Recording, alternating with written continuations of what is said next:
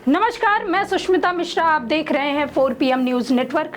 BJP के मंत्री सांसद यहां तक कि मुख्यमंत्री खुलेआम सुप्रीम कोर्ट के CJI संजीव खन्ना का मुंह पर अपमान कर रहे हैं और अभी तक इस पर किसी नेता और ना ही किसी मंत्री ने सवाल उठाया। इलाहाबाद हाईकोर्ट के सिटिंग जज जो मुसलमान के खिलाफ विश्व हिंदू परिषद के मंच से खुलेआम भड़काऊ भाषण देते हैं और यह कहते हैं कि यह देश बहुसंख्यक समुदाय के कानून के हिसाब से चलेगा और बाबा साहिब के संविधान को तार-तार करते हैं, उसे बीजेपी नेताओं का तुरंत सपोर्ट मिलने लगता है। मुख्यमंत्री योगी आदित्यनाथ ने भी उनका समर्थन कर दिया है। योगी आदित्यनाथ से लेकर केंद्रीय मंत्री गिरिराज सिंह इस जज के समर्थन में बयान देने लगते हैं और इसे सही ठहराने लगते हैं, क्योंकि इलाहाबाद हाईकोर्ट के इस जज ने बीजेपी के नेताओं के जैसे ही मुसलमानों के खिलाफ उनके कट्टरवादी विचारधारा का समर्थन किया है। लेकिन अब उस नफरती जज की मुश्किलें बढ़ती हुई दिखाई दे रही हैं। भले ही उनके सपोर्ट में मुख्यमंत्री खड़े हों, केंद्रीय मंत्री खड़े हों, लेकिन उस जज को सुप्रीम कोर्ट कॉलेजियम ने अब तलब कर लिया है। CJI संजीव खन्ना ने जब से इस मामले पर संज्ञान लिया है और पहले तो उन्होंने इलाहाबाद हाई कोर्ट से इस मामले पर एक रिपोर्ट भी मांगी थी। अब उस नफरती जज को सुप्रीम कोर्ट कॉलेजियम के सामने पेश होना होगा। अब ऐसे में सभी की नजरें CJI संजीव खन्ना के जजमेंट पर है। क्या संजीव खन्ना इस जज को बताएंगे कि देश और कोर्ट कैसे चलता है? क्या संजीव खन्ना इस जज को संविधान का पाठ पढ़ाएंगे कि देश तो संविधान के हिसाब से ही चलेगा, ना कि बहुसंख्यक आबादी क्या चाहता है उनके हिसाब से? क्या इस जज को हटाया जाएगा? अब इसको लेकर सुप्रीम कोर्ट पर, कॉलेजियम पर CJI संजीव खन्ना पर भयंकर प्रेशर है, क्योंकि बार एसोसिएशन से लेकर के तमाम फोरम जजेस रहे हैं, उन्होंने भी जस्टिस शेखर यादव के खिलाफ अब हल्ला बोल दिया है। लेकिन सपोर्ट में बीजेपी उतर आई है। बीजेपी ने सांप्रदायिकता का जो माहौल इस देश में बीजेपी ने खुद अपने हाथों से बनाया है अपने राजनीतिक फायदे के लिए, इसका इस्तेमाल बीजेपी करती है। अब उसी विचारधारा के अगर जज मिलते हैं और संविधान की शपथ लेने के बाद भी, संविधान के प्रति समर्पित होने के बाद भी अगर इस तरह का नफरती बयानबाजी या भाषा का इस्तेमाल करते हैं तो बीजेपी उनका सपोर्ट करेगी, खुद मुख्यमंत्री सपोर्ट करेंगे। इसमें आश्चर्य करने वाली कोई बात नहीं है, क्योंकि हाई कोर्ट के जज भी सरकार की नफरत और भड़काऊ भाषा बोलने पर उतर आए हैं। सरकार इनका समर्थन कर रही है, मुख्यमंत्री कर रहे हैं, कैबिनेट मिनिस्टर भी कर रहे हैं। इस जज के खिलाफ विपक्ष ने संसद में नोटिस भी लाया, चाहे राज्यसभा हो,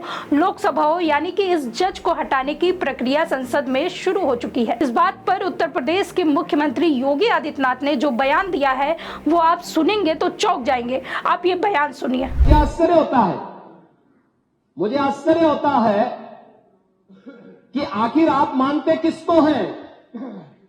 आप मानते किसको हैं? मुझे एक बात बताओ कि भारत के संविधान के अनुरूप माननीय उच्चतम न्यायालय, एक तरफ आपने सर्वे के बारे में माननीय उच्चतम न्यायालय की बात का स्वागत किया और माननीय उच्चतम न्यायालय ही एक बात को कहता है, बार बार भारत के माननीय उच्चतम न्यायालय ने समान नागरिक कानून की बात देश के अंदर लागू करने की कही है। और भारत अकेला देश है, भारत अकेला देश है जिसमें बहुसंख्यक समाज अपने लिए विशेष अधिकार की मांग नहीं करता है, बल्कि एक समान नागरिक कानून की मांग कर रहा है। और अगर एक माननीय न्यायाधीश ने, इलाहाबाद उच्च न्यायालय के एक माननीय न्यायाधीश ने उस समान नागरिक कानून की वकालत की, तो आप उनके खिलाफ महाभियोग का नोटिस राज्यसभा में दे दिए। या आपके दोहरे चरित्र को नहीं दिखा दो तो क्या है ये?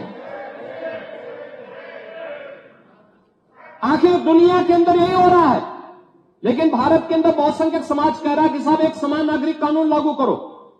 लेकिन अगर वही माननीय न्यायाधीश एक सामाजिक सांस्कृतिक संगठन के कार्यक्रम के दौरान इस बात को कहते हैं कि दुनिया के अंदर ये है, अगर भारत के अंदर इसको मांग करने की वकालत हो रही है तो बुरा नहीं। और माननीय उच्चतम न्यायालय बार बार इसके बारे में सरकार को कह चुकी है, लेकिन आप लोग उसमें एक तरफ उच्चतम न्यायालय के द्वारा सर्वे पर रोक लगाने का स्वागत कर रहे हैं, बुलडोजर की कार्रवाई पर दी गई गाइडलाइन का स्वागत कर रहे हैं। उसका तो स्वागत हमने भी किया है, क्योंकि उत्तर प्रदेश अकेला राज्य है जिसने बुलडोजर की कार्रवाई को अक्सरशः सुप्रीम कोर्ट की उस गाइडलाइन के अनुसार अंजाम दिया है। अक्सरशः और इसीलिए मैं कह रहा हूं कि यही स्थिति है कि माननीय न्यायाधीश इलाहाबाद उच्च न्यायालय ने अगर वक्तव्य दिया समान नागरिक कानून के बारे में, तो समाजवादी पार्टी, कांग्रेस, इन सब के लोगों ने राज्यसभा में उनके खिलाफ एक महाअभियोग की नोटिस ही दे करके आप सच को मुंह जबरदस्ती बंद करना चाहते हैं।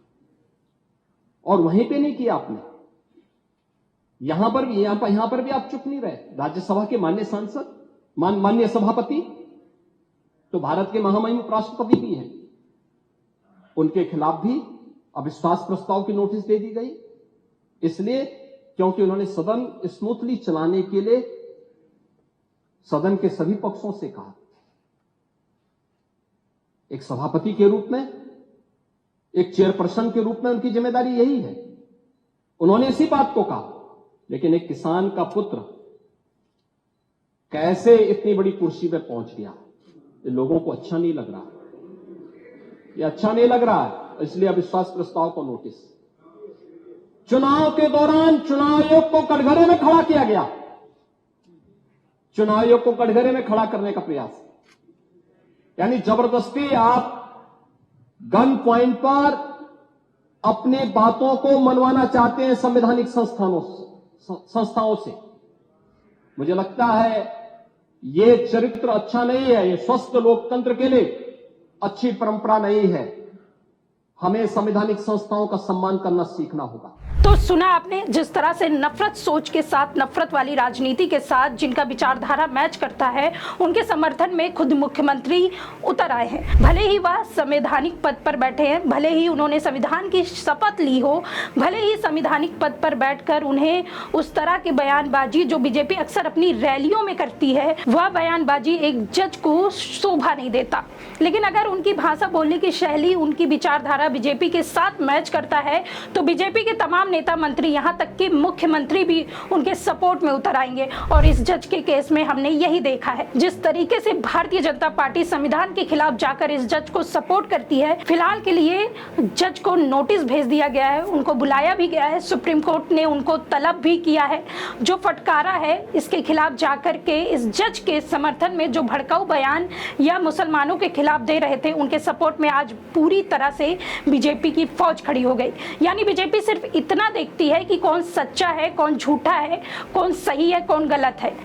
संवैधानिक तौर पर कौन सही है, कौन गलत है, यह बीजेपी बिल्कुल भी नहीं देखती। फिलहाल इस खबर के बारे में आपकी क्या राय है, कमेंट बॉक्स में जरूर बताइए। तब तक के लिए देखते रहिए 4PM न्यूज नेटवर्क। मैं सुष्मिता, नमस्कार।